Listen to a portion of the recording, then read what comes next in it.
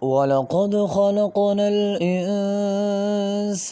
ونعلم ما توسوس به نفسه ونحن أقرب إليه من حبل الوريد إذ يتلقى المتلقيان عن اليمين وعن الشمال قعيد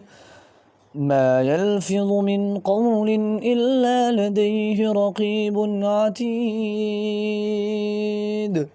وجاءت سكرة الموت بالحق ذلك ما كنت منه تحيد ونفخ في الصور ذلك يوم الوعيد وجاءت كل نفس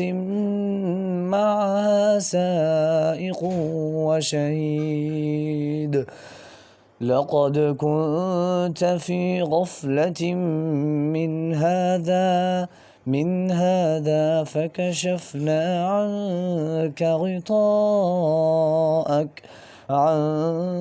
غطاءك فبصرك اليوم حديد